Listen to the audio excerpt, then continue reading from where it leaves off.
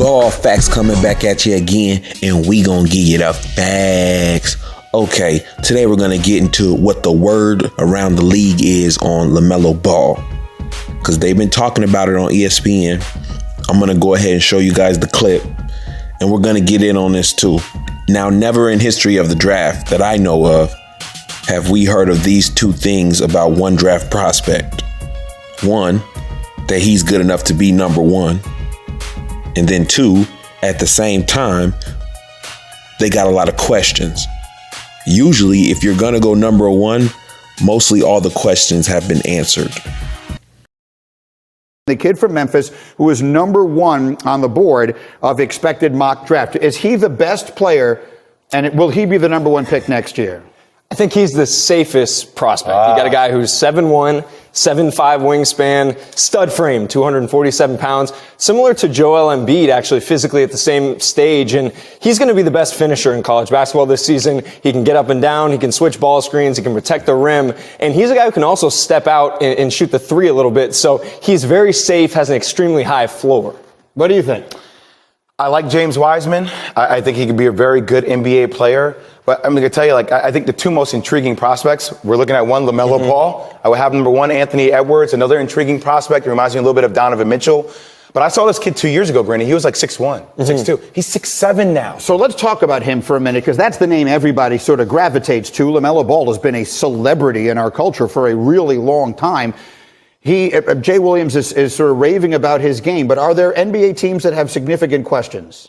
Yes, he's the most polarizing prospect in the draft, because if you just look at his game, like you break down his strengths, his weaknesses, I said it on SVP, he's the most talented prospect in the draft in terms of a complete natural, 6'7" point guard, incredible instincts, creative, more shifty than his brother Lonzo, defensive instincts as well. But some teams say, we don't want the headache that could come along with this. Like, what are you drafting? You're not just drafting LaMelo Ball. What comes along with this? And how are you going to go to your head coach, right? I can sit up here and say, he's the most talented prospect in the draft, right? But I don't have to go to my head coach and say, hey, this is who we're handing the keys to for the next 5, 6, 7 years. And that's what teams want to figure out. I just want to make clear, you're talking about his dad, right? I mean, we talk about what the question marks are. That's what they're concerned about? It's not just that. I think people look at what happened with Lonzo in LA, but it's also, okay, he skipped years of high school. Right. He hasn't been in a winning environment. He's, their team right now is 1-7.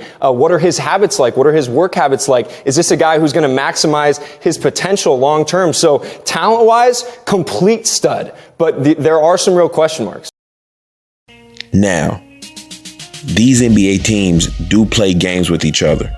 And sometimes they try to trick one team out of a player by bad-mouthing a player or questioning him, while the whole time they're licking their chops trying to get him. They want to sign him. A team with the number 6 spot could be spreading things so that the first 5 teams pass on him, and then they win the jackpot, But I think some of these teams really do have questions, because there has never been a player like him. He took the craziest road to end up on top. Literally, if he was on last year's ballot for the NBA All-Star game, he would have got voted on. That's how crazy it was. Usually players need the NBA to get that famous. He was that famous, and he wasn't even in America at times. The crazy road he took to get on top is widely criticized too, though. But what if it was the best road that he took, Some people say, come on, are you kidding me? Pulling him from high school, then making him ineligible for college basketball. That was just horrible. But really, was it? Let's say he stayed at Chino Hills 2 more years under the new coach, who said he wasn't going to allow Melo to play the style he had been playing his entire life. What if his stats would have went down? That could have easily happened. And that could have dropped his draft stock. Yes, most definitely that could have happened. What if he ended up at UCLA and Jello was gone? I can't say with Jello, because if Jello was there, then it'd be domination. But he ends up at UCLA, no LiAngelo. And what if the coach wouldn't let LaMelo play his style there either? See, people can think what they want. But if we look at the facts, the fact is the path that LeVar took him on has landed him in the conversation for the number 1 draft pick. That's the fact. So job well done, LeVar and Melo. Bravo. Usher had a song called My Way, and that's LeVar's theme song right now. Don't be mad if you can't do things your way and get results. But back to the question the teams of the NBA have about LaMelo. These teams have to wonder lots of things, like, is he respectful? You know, like he's been a superstar. You know, will he represent our franchise in a good light? How is his work ethic? Is he spoiled? You know, they have these questions because he's coming into the league as a Michael Jordan to some of these little kids already. That's crazy, right? But that's the truth. You sit down with LaMelo Ball in a meeting when you draft him, it's different than sitting down with some other rookie that just came out of college. You know, unless it's Zion or somebody of that caliber. But he's like at the caliber of Zion and even more in some aspects. You know? And then they talk about the question of LeVar. You know, is LeVar the reason? But really, this question's been answered. These teams, they see it in New Orleans. The Pelicans have not been constantly panning the camera to LeVar during the games and interviewing him after the games like the Lakers. That's why you're not hearing from LeVar, because they're not putting a mic in his face. The same thing with the Illawarra Hawks.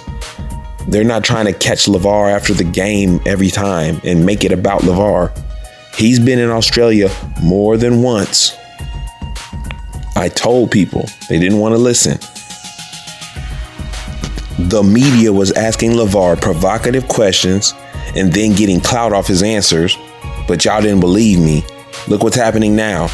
LeVar's still the same, talking and saying the same thing he was. And they're not putting the cameras in his face anymore. Well, they did when he was walking in Toronto recently. Lonzo played the Raptors. They had LeVar come on the show. And he said something and, you know, he was himself. So if they invite him, he's going to be himself.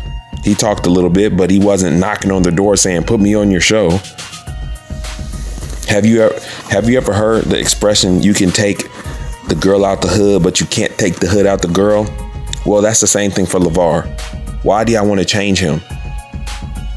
Y'all know he was raised in the hood. He's that uncle at the family barbecue that be loud and laughing. Why do he got to change for y'all? Why do people think they need to change because they get money? Y'all need to leave him alone. Truthfully, LeVar don't care about y'all hearing what he says or not. He just wants all his boys on the same team. So if you ask him, be ready to hear that. LeVar never strong-armed ESPN, The Fumble, TMZ, CNN, and said, you better let me on your show or else I demand it.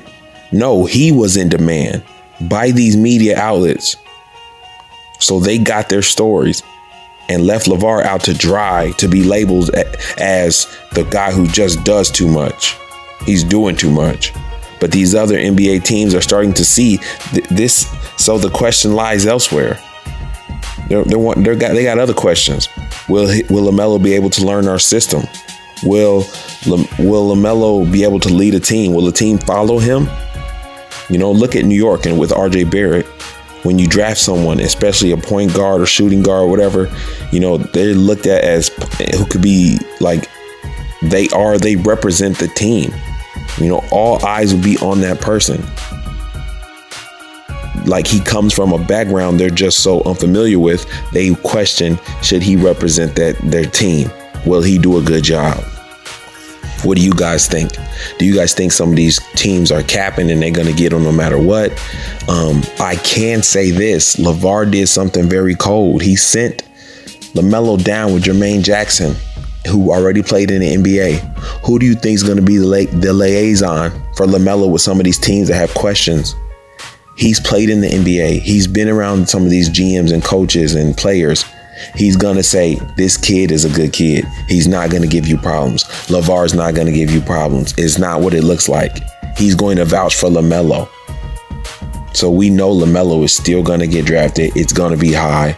And maybe some of these teams are going to be dumb and pass on him, but somebody's going to get him. And that's going to be something they never regret.